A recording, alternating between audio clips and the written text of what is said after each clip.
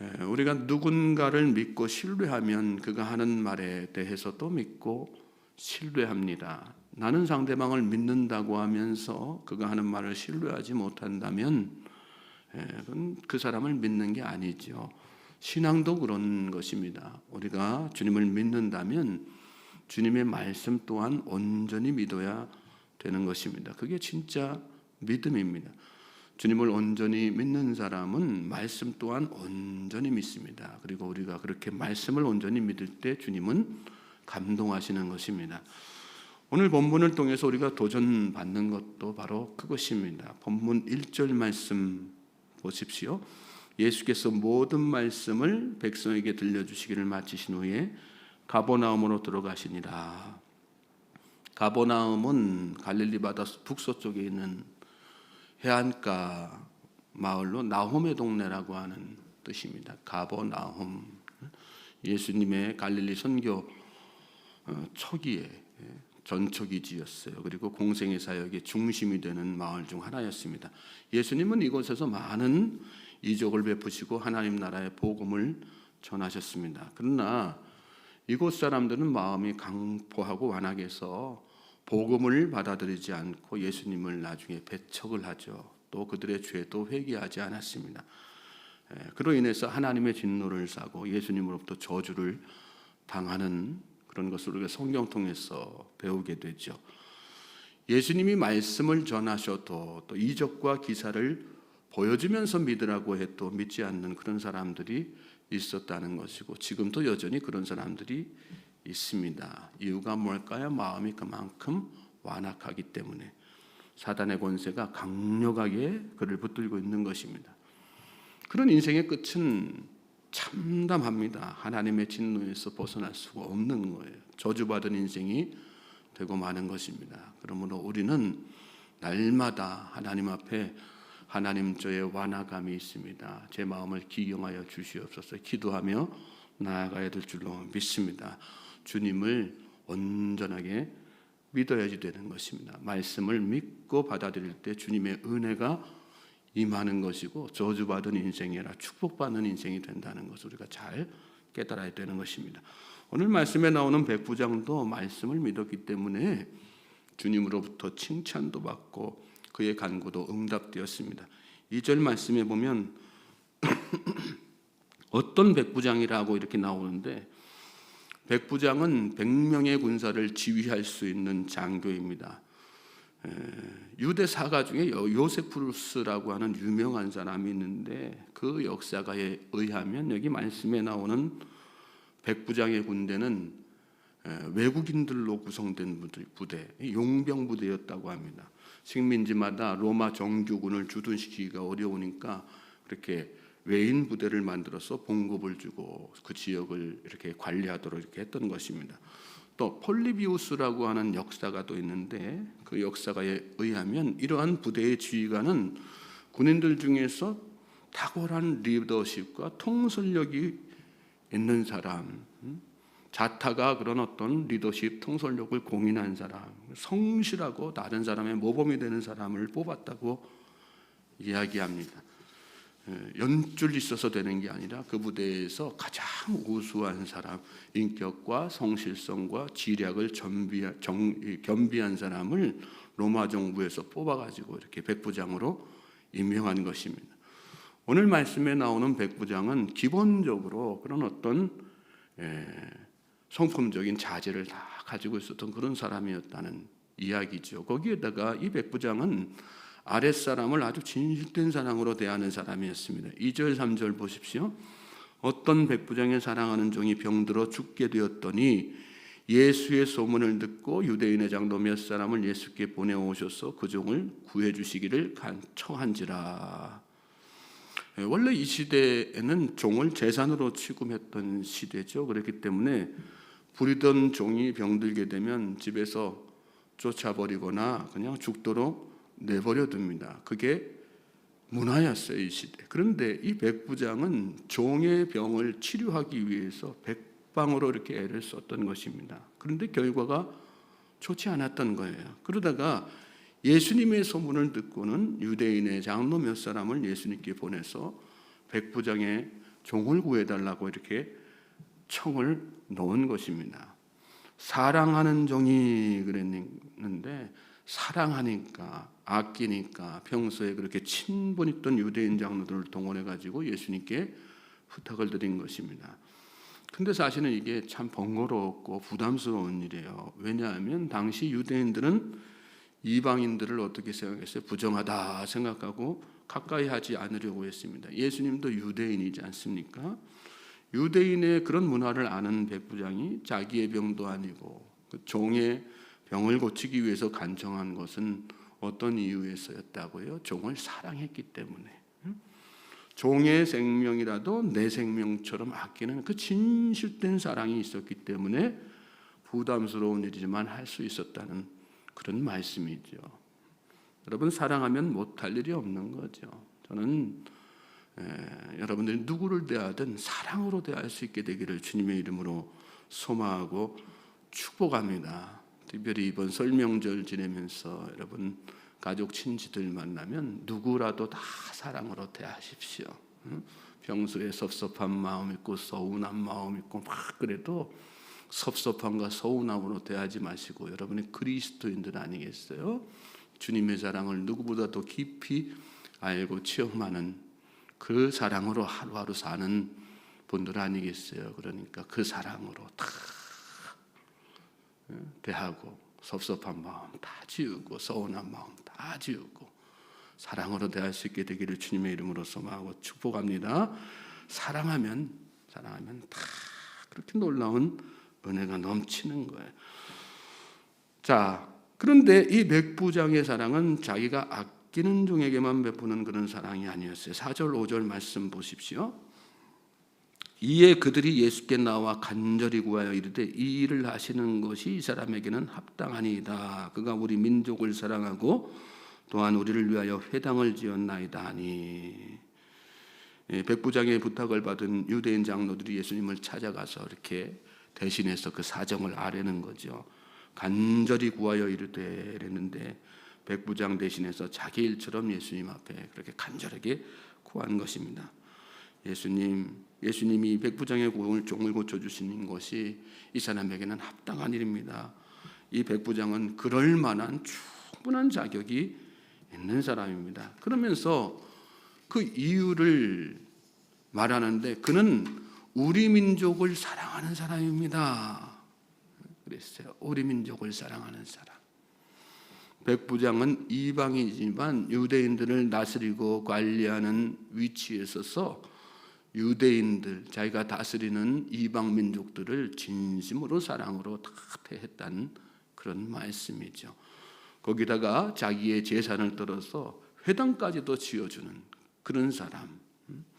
백부장은 자기보다 어려운 사람, 연약한 사람들을 사랑으로 돌보고 선행도 많이 하는 그런 사람이었습니다. 유대인의 장로들이 나서서 이 정도로 백부장을 대변해서 예수님께 말씀드릴 정도면 평소에 그의 인격이 어떤지를 우리가 미루고 짐작할 수 있는 것 아니겠습니까?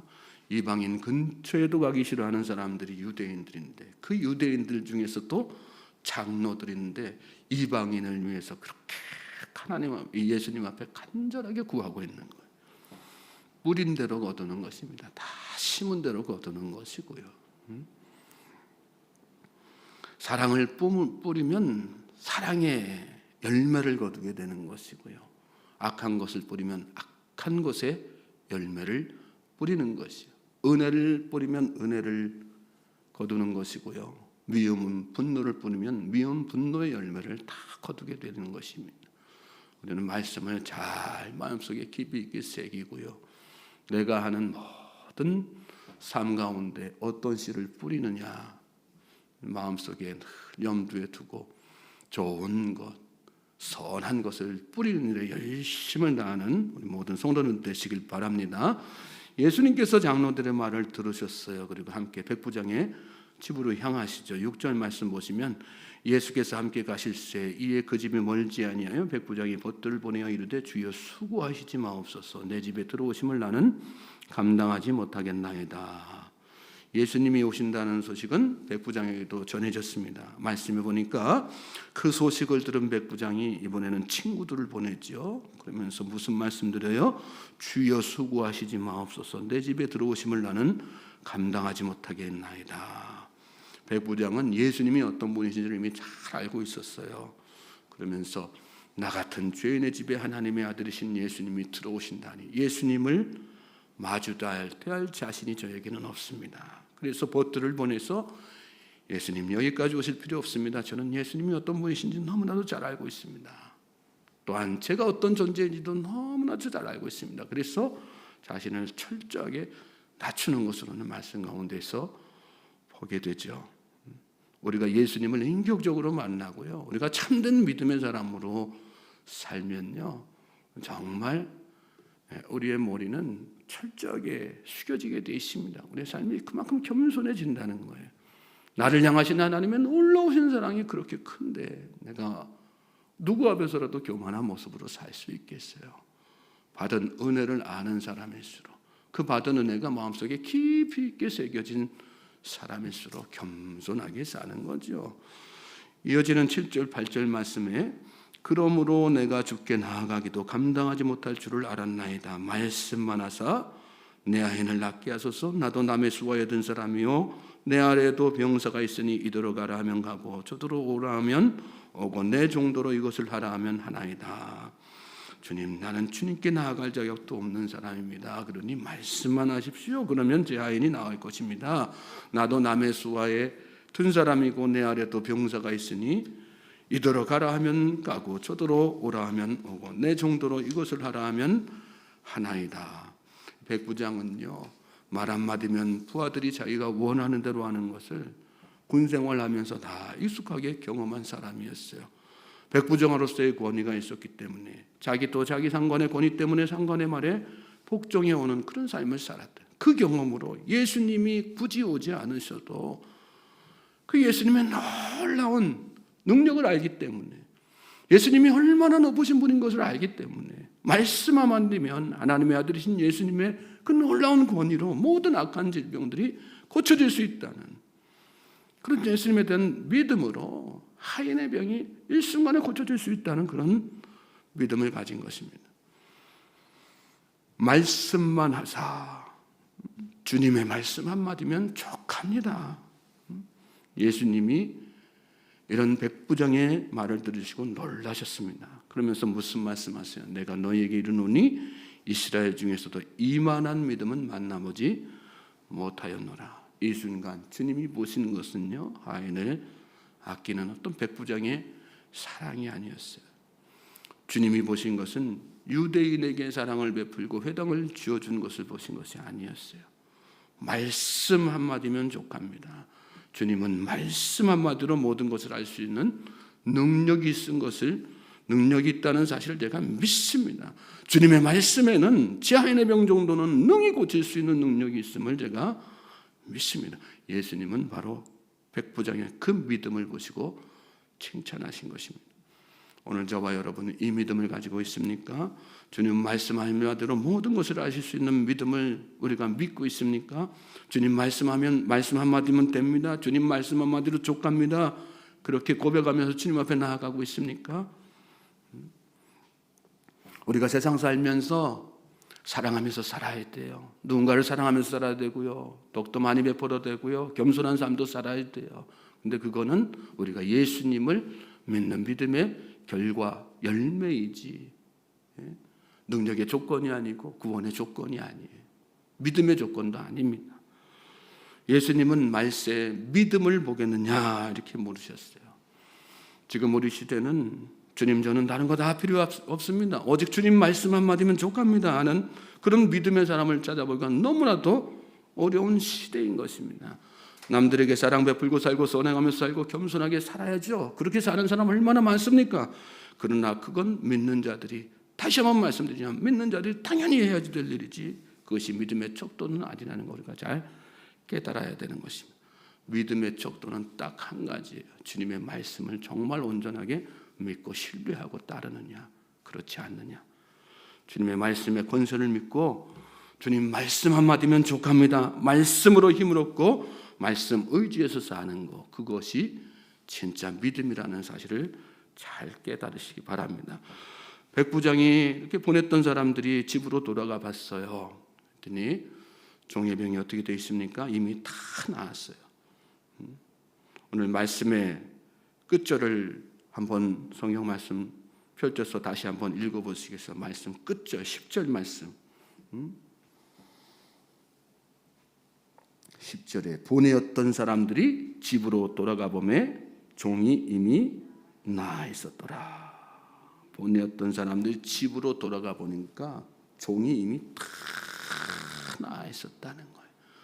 말씀을 믿었더니 이미 종이 다 나아 있다. 그 순간에 말씀을 믿고 확신합니다 하고 고백한 그 순간에 이미 다 나았다는 거예요. 저는 이 말씀을 묵상하면서 구구절절 다 은혜가 되지만 이 말씀 마지막 절이 마음속에 참 깊이 있게 와닿았어요. 그래, 주님은 네가 어떤 사람이냐를 갖다가 보고 판단하시는 게 아니구나. 유대인이냐 이방인이냐를 보고 판단하시는 게 아니구나. 정말 하나님을 믿고 신뢰하면 이미 말씀을 붙들고 확신하면서 나가면 이미 하나님께서 문제를 다 해결해 주시는 거구나. 누구라도 저는 저와 여러분이 그런 간증의 주인공들이 되실 수 있게 주님의 이름으로 소망하고 축복합니다. 말씀을 믿고 나아가면 이미 다 해결하신 거예요. 이미 일하고 계시는 거예요. 믿습니까? 주님은 항상 그렇게 일하세요. 목회 연장의 경험에서도 늘 고백하는 거지만요, 주님은 이미 일하시고 계시는 분이세요. 우리는 주님 일해달라고 역사해달라고 막 기도하지만요, 우리가 정말 믿음으로만 나아가면요, 하나님은 믿는 그 순간부터 이미 일하고 계시는 그런 하나님이라는 사실을 우리가 잘 깨달을 수 있게 되기를 주님의 이름으로 소망하고 축복합니다. 말씀 한마디면 족합니다. 고백하면서 하나님 앞에 나아가십시오. 그러면 여러분 삶에 놀라운 일이 일어나게 될 것입니다.